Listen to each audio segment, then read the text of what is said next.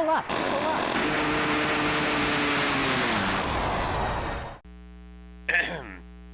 Yeah, welcome back to Hangars 079, and we're going to do something completely different today. It's an experiment. One might call it the Great Experiment, actually. I've got my old Atari 2600, and we're going to be playing Star Trek Strategic Operations Simulator because I can't get Bridge Commander to work without crashing, so I'm going to dial it back a little. That's right, the best looking Enterprise right there. So this came out in 1983, which, just to kind of frame this for you, the motion picture had come out in Star Trek II, and this is like a port of what seems to have been a super awesome sit-in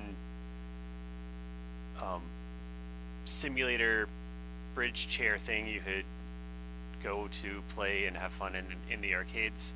And this is actually one of the first video games I remember. I didn't see the arcade one ever, but I played this on the Atari 5200. I have a copy of it here and an Atari 5200, but I'm soldering parts back into it now to make it work again.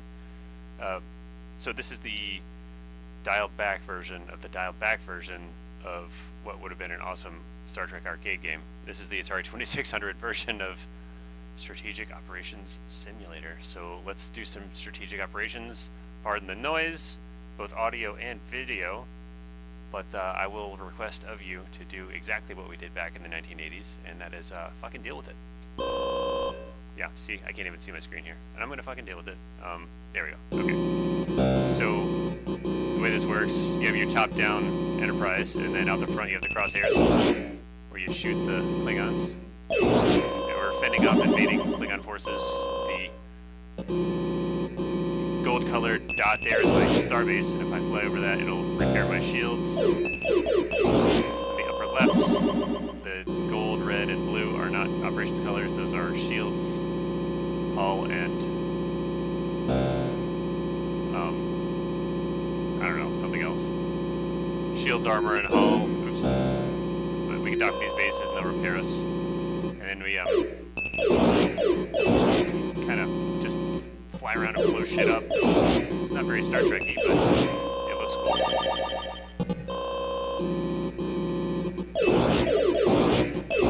And unlimited ammo, of course.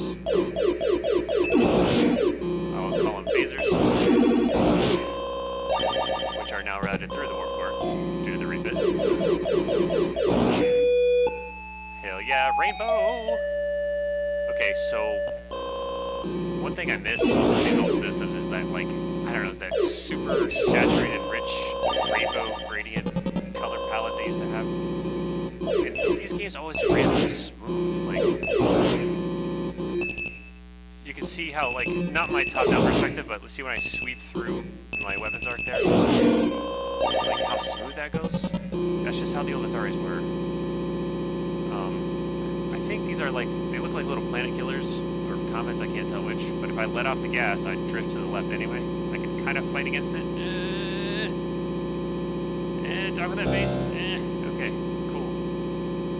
And I think our goal is just to fly to the edge of the screen as far as it'll let us go. So I can't go this way. I'm being pulled towards some kind of black hole. So try to save that base. So, yeah. Hey, I mean, give him credit to try to... has some degree of sophistication, but at its core, this is a point and shoot. Oops. Kamikaze attack. Shields down. Give it a roll, she's got... Oh, I got blowed up. I got blowed up so hard I went back to a test screen. Alright. Yeah, for some reason, the video... Okay, so how am I playing an Atari 2600 right now?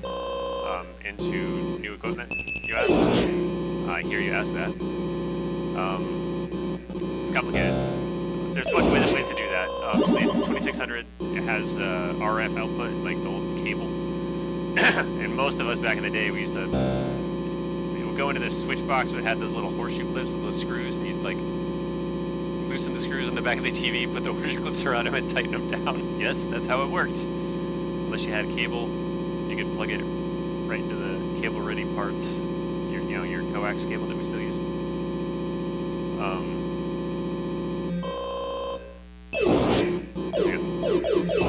shotgun to shoot.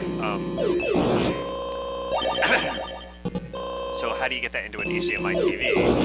Because when you put it in, when you plug that coax into the digital TV, it's like, what the hell is this? And you just get like a blue screen. You can't even sense it. It's analog. So the trick that I'm using is rainbow water. Man, that's pretty. I'm not kidding. I think that just looks super cool. I've looked at modifying my 2600, so considering it, because you can solder in a little, it's actually what I'm doing to my 5200. You can solder in a little chip there, cut some holes in the back, and then you get output RCA, which, you know, my tuner can read. So I'm running everything through a tuner, and the tuner runs into my TV and splits off into my computer and records it so you guys can watch. So it's got to get converted to RCA, and then the tuner can turn RCA signals from like whatever into something that TV can understand. Except for the Atari 2600, it's just so old. It's just too analog.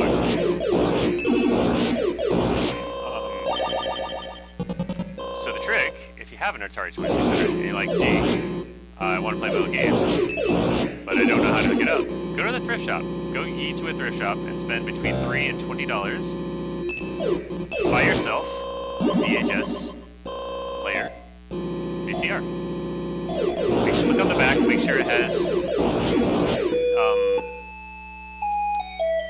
input and output coax, like RF, you know, and outputs RCA. Right. So that's the trick. Shields back up a little bit. So I've got RF going into the back of the VCR, and it's outputting RCA, which goes into my tuner and my computer. I mean, my monitor TV can understand. Now it's not perfect. You can see the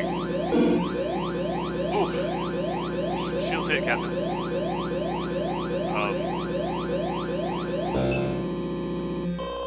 It's gonna take quite a beating here. And then that's part of a lot of these old games, like you could never beat them. You just played until you died. And this is one of those. You know, they don't come out and say that this is the Enterprise. Maybe it's not the Enterprise. Maybe it's some other Constitution refit. USS Vigilance, I don't know. It's gonna die heroically defending the sector from Klingon invasion.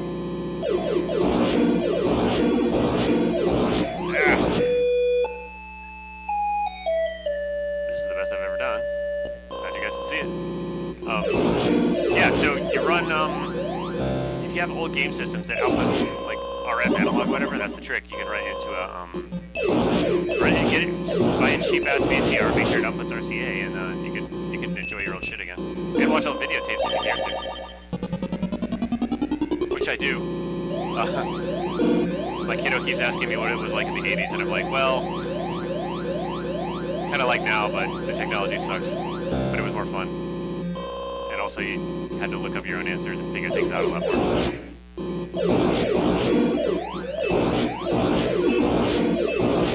We had to solve a lot more problems back then, right? Because you couldn't Google anything.